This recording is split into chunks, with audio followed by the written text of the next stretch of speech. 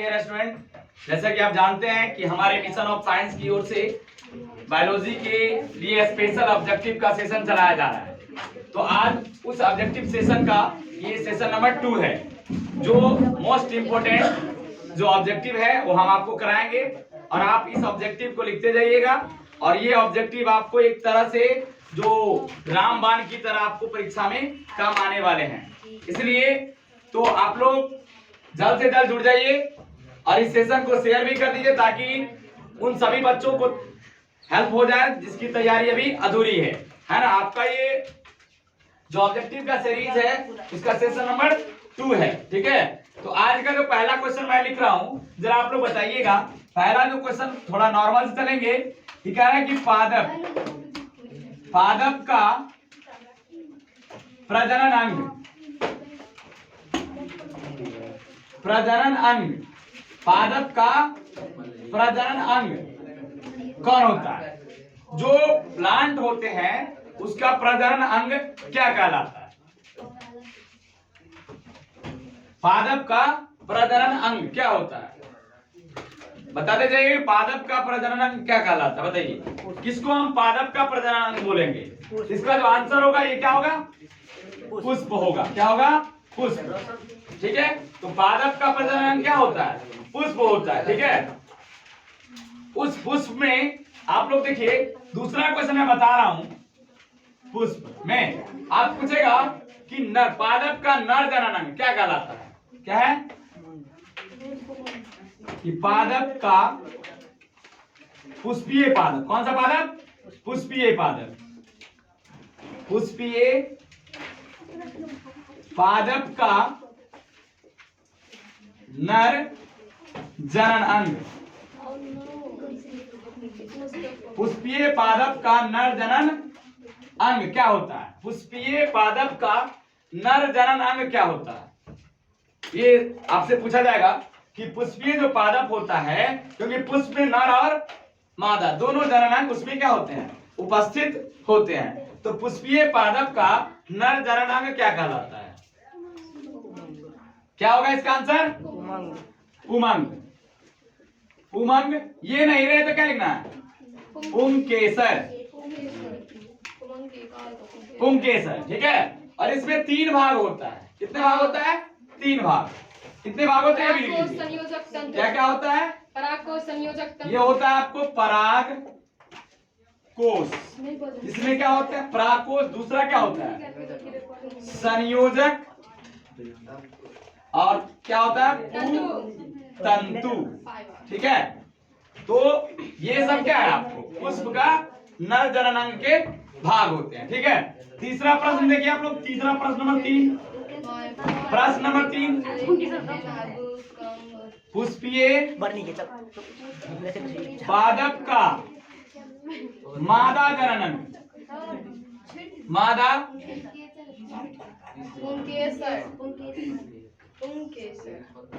मादा जनन अंग। पुष्पीय पादप का मादा जनन अंग क्या कहलाता है? जयांग। क्या बोलते हैं इसको? जयांग बोलते हैं। क्या बोलते हैं? जयांग कहो या स्त्री केसर। इसमें भी कितना आता है? 3 आता है। कितने भाग होते हैं इसके? इसके क्या क्या होता है? वर्तिकाग्र। क्या होता है भाई? इसके बाद वर्तिका और एक होता है अंडाशय, ठीक है। ये क्वेश्चन आपको पहले हम नॉर्मल करा दे रहा हूं 2-3, इसके बाद हम कराएंगे। तो आपको परीक्षा में पूछा जाता है कि पुष्पीय पादप का नर जनन अंग इसमें से कौन है और मादा जनन अंग कौन है। चलिए,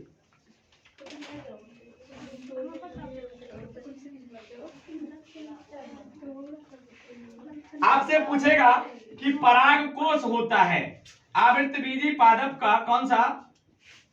ऑप्शन हम दे रहेंगे कि आवृत बीजी पादप का पराग कोश होता है। पराग कोश होता है, ये क्वेश्चन है। हम ऑप्शन दे देते हैं, क्या होगा? ऑप्शन नंबर मान लीजिए 1 में है कि एक पालित, दूसरा है द्विपालित, तीसरा है त्रिपालित, चौथा है इनमें से कोई नहीं। क्या होगा इसका आंसर? जो आवृतबीजी प्लांट होते हैं उसके परागकोश में कितने पाली होते हैं? 2 पाली में बटा होता है। कितने पाली में? देख लीजिए, ये कितने पाली है? ये 2 पाली होती है। ये परागकोश है, इसमें कितने पाली है? 2। तो इसका आंसर क्या आ जाएगा? द्विपाली। क्या आ जाएगा? द्विपाली। ठीक है, अब बताइए, देखिए ये परागकोश क्या होता है? द्विपालित होता है। लेकिन ध्यान रखिएगा, जो ये द्विपालित होता है इसमें 2 कोष्ठ होते हैं। एक पाली में कितने कोष्ठ? 2 कोष्ठ की होता है। एक पाली में कितने कोष्ठ? 2 कोष्ठ। एक पाली में कितना कोष्ठ? 2। तो 2 पाली है तो कितना कोष्ठ होगा? 4। तो परागकोश जो होता है वो कितने कोष्ठ में बटा होता है? 4 कोष्ठ में। तो कोष्ठ पूछे कितना होगा? परागकोश में कितने कोष्ठ? 4। क्यों 4 कोष्ठ? क्योंकि एक पाली में 2 कोष्ठ। तो 2 पाली में कितने कोष्ठ? 4 कोष्ठ, है ना। यानी 2 पाली में कितना कोष्ठ? चतुर्थ कोष्ठ की, है ना। क्या होते हैं? चतुर्थ कोष्ठकी होता है। कितना होता है इसमें? 4 को कोष्ठ होते हैं। ठीक है, अगला क्वेश्चन देखिए। तो परागकोश की संरचना कैसा होता है? चतुष्कोणीय होता है। कितना होता है? चतुष्कोणीय, है ना। ये भी क्वेश्चन आपसे पूछेगा। परागकोश की जो संरचना होता है वो कैसा होता है? तो ट्रिप्लॉइड होता है। कैसा होता है? ट्रिप्लॉइड, चतुष्कोष्ठीय होता है। ठीक है, जरा मिटाने वाला है, लाइए लाइए तो मिटाने वाला। चलिए आप लोग स्क्रीनशॉट लेते रहिए इसका। अगला क्वेश्चन जो है 5वां नंबर क्वेश्चन है कि परागकोश की संरचना कैसा होता है? तो ये होता है चतुष्कोष्ठकीय। कैसा होता है? चतुष्कोष्ठकीय। याद हो गया? क्वेश्चन नंबर आगे, क्वेश्चन नंबर आगे अगला है कि लघु बीजाणुधानी का विकास, लघु बीजाणुधानी क्या बनाती है विकसित होकर के? क्वेश्चन नंबर 5वां है कि लघु बीजाणु, लघु बीजाणु किसको कहते हैं? आपसे क्वेश्चन में पूछेगा लघु बीजाणु किसे कहा जाता है? किसे कहा जाता है? तो लघु बीजाणु किसको कहते हैं? इसको बोलते हैं परागकण को। क्या होगा इसका? परागकण। परागकण को क्या बोलते हैं? लघु बीजाणु बोलते हैं। क्या बोलते हैं? लघु बीजाणु। लघु बीजाणु क्या होता है? नर युग्मोद्भिद होता है ना। ये नर, ठीक पूछा जाएगा कि लघु बीजाणु क्या होता है? तो नर युग्मोद्भिद होता है ना। लघु बीजाणु किसे कहते हैं? परागकण को। 6वां नंबर क्वेश्चन पूछेगा कि परागकण, परागकण कहां पाया जाता है? बताइए, कहां पाया जाता है? आंसर में होगा परागकोश। ठीक है, 7वां नंबर क्वेश्चन देखिए। 7वां नंबर क्वेश्चन देखिए, आपसे 7वां नंबर क्वेश्चन करा है कि लघु बीजाणुधानी,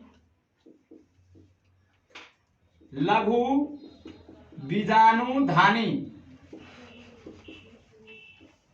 विकसित होकर के क्या बनाती है?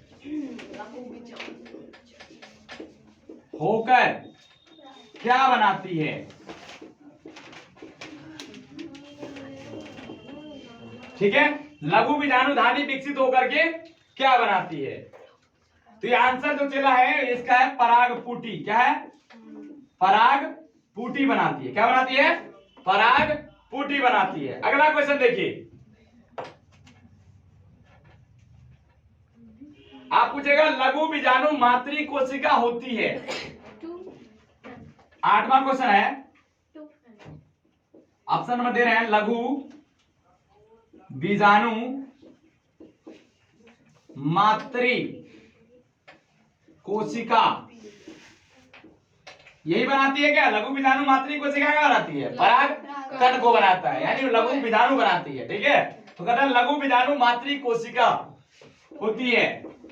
ऑप्शन नंबर हम दे रहे हैं, ऑप्शन नंबर दे रहे हैं। ऑप्शन नंबर 1 में है n, ऑप्शन नंबर 2 में है 3n, ऑप्शन नंबर 3 में है 2n, ऑप्शन नंबर 4 में है 4n। क्या होगा इसका आंसर? 2n। क्या होगा? 2n होगा। क्या होगा? क्यों? ये क्या होता है? डिप्लॉयड होता है। क्या होता है? डिप्लॉयड होता है। ठीक है, तो लघु बीजाणु मातृ कोशिका क्या होती है? ये द्विगुणित होती है। क्या होती है? द्विगुणित होती है। ठीक है, और ये लघु बीजाणु मातृ कोशिका क्या बनाती है? परागकण को बनाती है। ठीक है, अगला लिखिए। कहेगा कि लघु बीजाणु मातृ कोशिका में कौन सा विभाजन होता है? अर्धसूत्री विभाजन। हाँ, पूछा जाएगा कि लघु बीजाणु मातृ कोशिका में कौन सा विभाजन होता है। ठीक है, क्वेश्चन नंबर अगला है कि लघु बीजाणु मातृ कोशिका, क्वेश्चन नंबर 9 है कि लघु बीजाणु मातृ कोशिका में कौन सा विभाजन होता है? कौन सा कोशिका विभाजन होता है? कोशिका विभाजन होता है। क्या होता भाई? आंसर होगा, आंसर क्या होगा इसका? अर्धसूत्री कोशिका विभाजन। कोशिका विभाजन।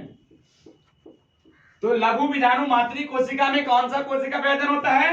यह होता है आपको अर्धसूत्री कोशिका विभाजन।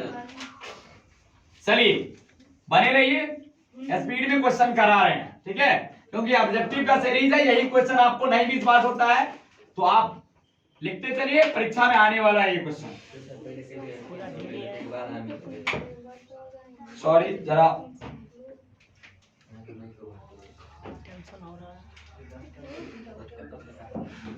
अगला कोशिका, अगला जो क्वेश्चन है ये है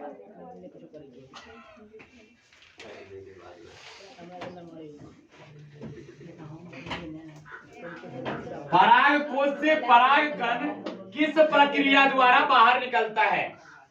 ये 10वां नंबर क्वेश्चन है, बहुत इंपॉर्टेंट, कि पराग कोश से परागकण किस प्रक्रिया द्वारा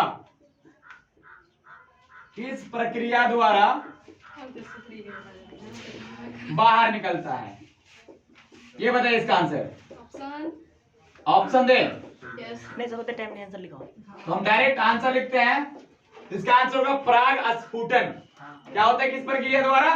पराग स्फुटन के द्वारा ये क्या होता है आपको, ये पराग कोश से परागकण क्या करता है? बाहर निकलता है। पराग स्फुटन, क्योंकि आजकल के जो स्टूडेंट होते हैं उसको लंबा वीडियो देखने में मजा नहीं आता है, इसलिए हम स्पीड गति से आपको जितना जल्दी हो मैक्सिमम क्वेश्चन करा देंगे। बने रहिए हमारे साथ। पूछा जाता है लघु बीजाणु का व्यास कितना होता है? 11वां नंबर क्वेश्चन है कि लघु बीजाणु का व्यास कितना होता है? लघु बीजाणु का व्यास कितना होता है? ठीक है, ये बताइए लघु बीजाणु का व्यास कितना होता है? बताइए आप लोग, लघु बीजाणु का व्यास कितना होता है? इसका आंसर होगा, इसका जो आंसर होगा 25 माइक्रोमीटर से 50 माइक्रोमीटर। 25 माइक्रोमीटर से 50 माइक्रोमीटर। क्या सेशन अच्छा लग रहा है तो आप लोग शेयर करिए, लाइक करिए, नहीं तो आप लाइक नहीं करिए। अच्छा नहीं लग रहा है ठीक है, आप डिसलाइक भी कर सकते हैं। अच्छा नहीं लगा तो पूछा थे परागकण में कितने भित्ति होते हैं? परागकण में कितने भित्ति होते हैं? परागकण कितने भित्ति से मतलब क्या कहते हैं वो ढका होता है? बताइए, ये क्वेश्चन हमें आंसर बताइए कि पराग जो कण होता है उसमें कितने भित्ति होते हैं? पराग भित्ति। आप इसका आंसर बताइएगा कमेंट बॉक्स में। तो ऑप्शन नंबर क्वेश्चन का है, ऑप्शन नंबर ए वो अगला क्वेश्चन है कि परागकण का बाहरी भित्ति किससे बना होता है? ऑप्शन नंबर क्वेश्चन नंबर 12वां है कि पराग कण का बाहरी भित्ति किससे बना होता है? किससे बना होता है? ये कितना बार एग्जाम में आ चुका है क्वेश्चन। पराग कण का बाहरी भित्ति जो है वो किससे बना होता है, बताइए आप लोग। तो आप लोग को पता होगा स्पोरोपोलेनिन जो एक रासायनिक पदार्थ है, स्पोरोपोलेनिन,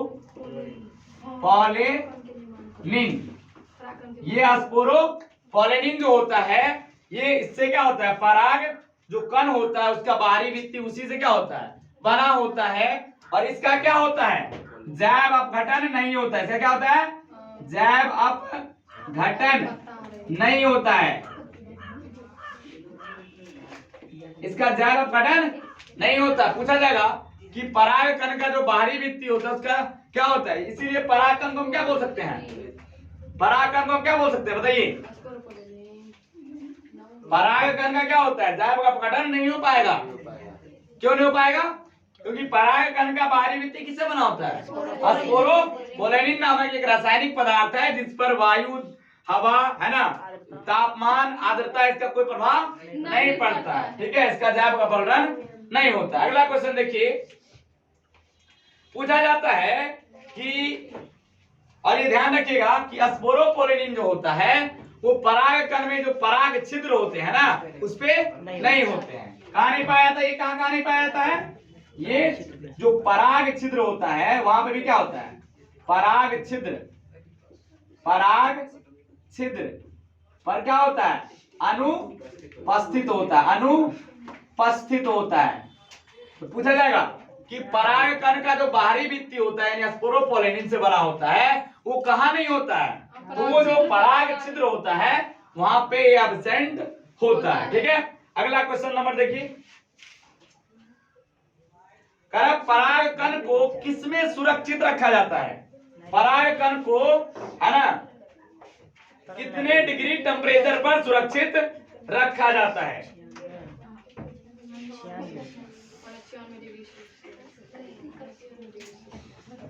क्वेश्चन नंबर अगला है,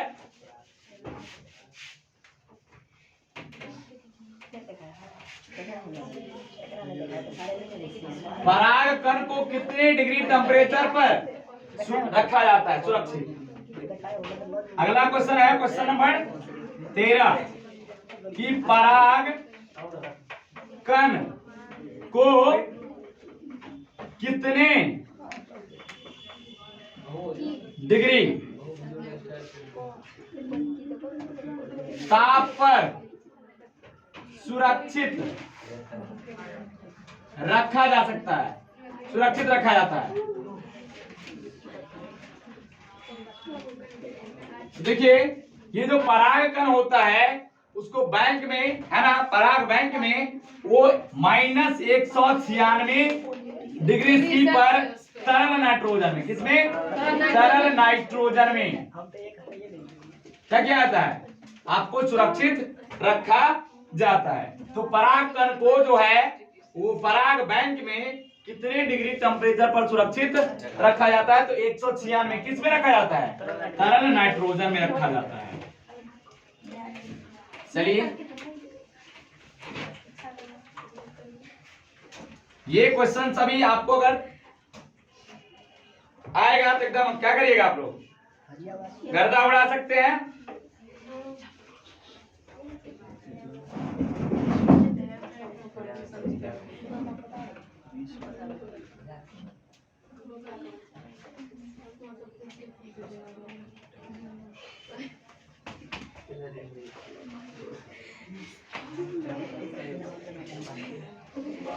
आप क्वेश्चन पूछ रहा है 14 नंबर कि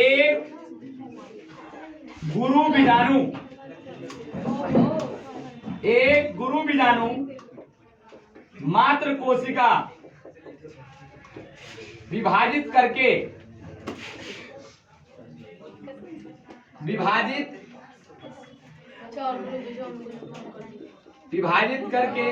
होकर कितने गुरु बीजाणु का निर्माण करता है? 4 कितने? 4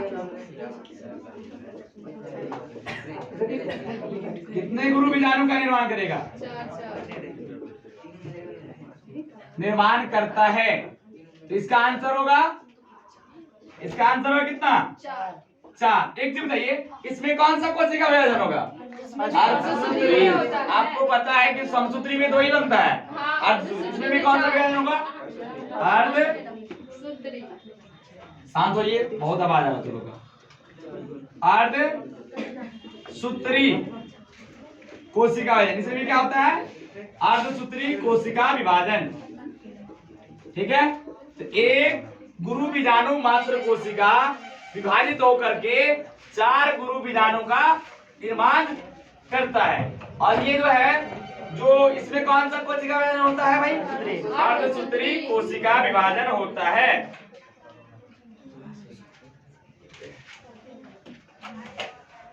उससे गुरु बीजाणु विकसित होकर ये क्या बनाता है? गुरु बीजाणु। हाँ, क्वेश्चन पूछ रहा है कि गुरु बीजाणु क्या है।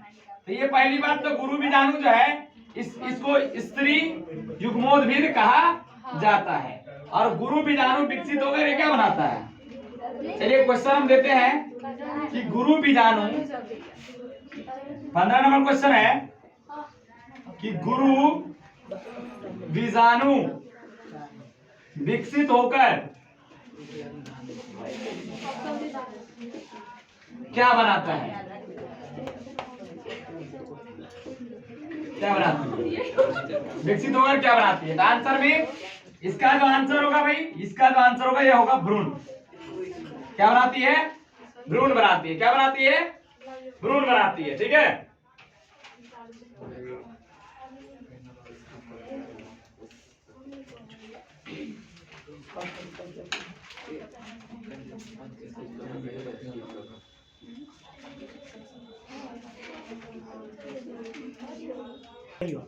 अगला क्वेश्चन है कि दोहरा निषेचन का खोज किसने किया था? 16 नंबर क्वेश्चन है, दोहरा निषेचन का खोज किसने किया था? किसने किया था? इसका जो आंसर होगा भाई, इसका आंसर होगा नाविस्यन। नाविस्यन कितने ईस्वी में किया था भाई? नाविस्यन ने दोहरा निषेचन का खोज कितने ईस्वी में किया था? तो ये किया था 1898 ईस्वी में। तो दोहरा निषेचन का खोज नाविस्यन साहब ने 1898 ईस्वी में किया था। दोहरा निषेचन किस पादप में होता है? आवृतबीजी पादप। क्वेश्चन लिखिए अगला, क्वेश्चन नंबर 17 कि दोहरा निषेचन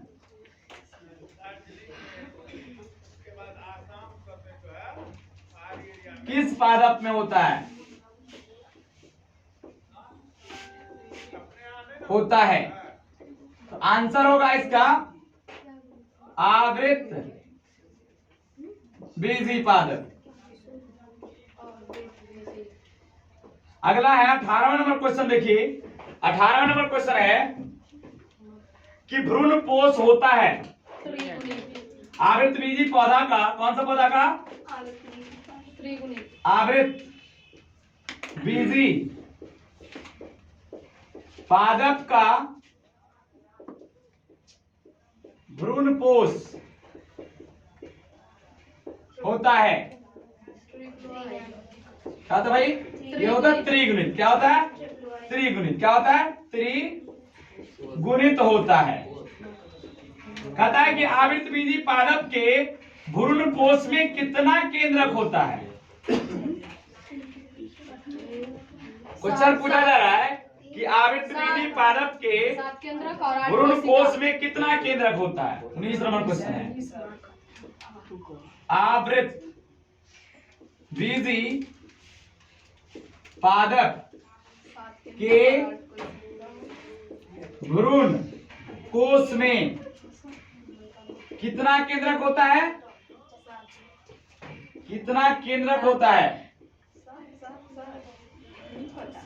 इसका आंसर होगा केंद्रक की संख्या जो है भाई 8 होता है।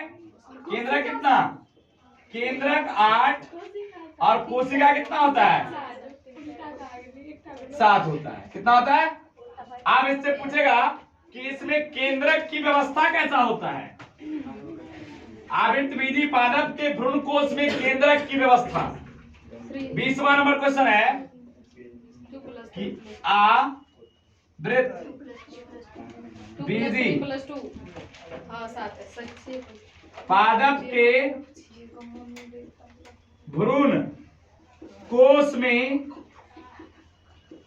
केंद्रक की व्यवस्था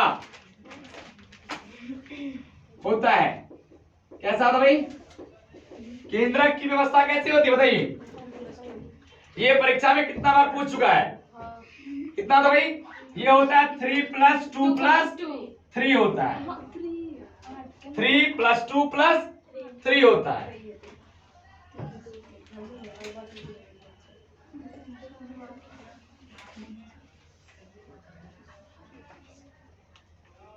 अगला क्वेश्चन है 21 नंबर। 21 नंबर जो क्वेश्चन है, हम जितने क्वेश्चन करा रहे हैं ना, सारा आपको बीबीआई क्वेश्चन है। ठीक है? पूछा जाता है कि द्विनिषेचन के फलस्वरूप किसका निर्माण होता है? द्विनिषेचन के फलस्वरूप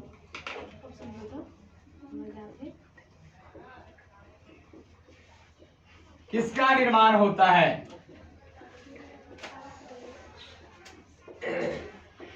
किसका निर्माण होता है? इसका आंसर होगा भाई क्वेश्चन नंबर 21, इसका होगा भ्रूणपोष। क्या होगा? इसका जो आंसर होगा, ये द्विनिषेचन के फलस्वरूप भ्रूणपोष का निर्माण होता है। भ्रूणपोष का निर्माण होता है।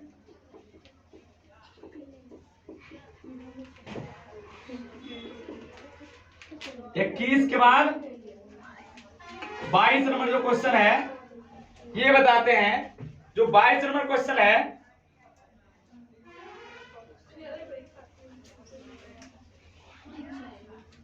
आवृत्त विधि पौधों में निषेचन कहाँ होता है? कि आवृत्त विधि पादप में निषेचन कहाँ होता है? कहाँ होता है निषेचन आवृत्त विधि पादप में? बताइए, आवृत्त विधि पादप में निषेचन कहाँ होता है? जल्दी से इसका आंसर बताइए कि आवृत्त विधि पादप में निषेचन कहाँ होता है?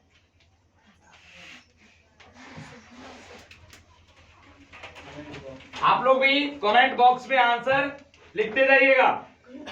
इसका जो आंसर होगा इसका भ्रूणपोष। भ्रूणपोष। अगला क्वेश्चन लिखिए, बीजांड परिपक्व होकर के किसका निर्माण करता है? बीजांड परिपक्व होकर किसका निर्माण करता है? तो आंसर होगा बीज। क्या होगा? Question number 24।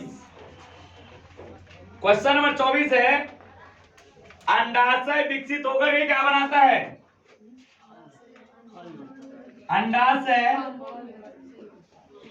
विकसित होकर किसका निर्माण करती है? आंसर होगा इसका भाई, इसका जो आंसर होगा ये होगा फल। अगला क्वेश्चन देखिए, आखिरी क्वेश्चन जो है 25 नंबर। आखिरी क्वेश्चन है कि बहुभ्रूणता का खोज। बहुभ्रूणता का खोज किसने किया था? किसने किया था? ये 25 नंबर आखिरी जो क्वेश्चन है, ये बहुवर्णता का खोज किसने किया था? तो ये हुआ था ल्यूवेनहॉक साहब ने। किसने? ल्यूवेनहॉक। आंसर होगा इसका भाई ल्यूवेनहॉक। तो आखिरी क्वेश्चन हमने करा दिया इस सेशन का। तो कल फिर हम मिलेंगे आपको सेशन नंबर 3 में। तो अगर आपको ये सेशन अच्छा लगा तो अपने अपने दोस्तों में शेयर करें ताकि उनको भी फायदा हो जाएगा। अगर सेशन अच्छा लगा तो चैनल को सब्सक्राइब और लाइक करें ताकि आपको जो हम कोई भी वीडियो डालें तो आपको आसानी से वो वीडियो प्राप्त हो जाए। धन्यवाद।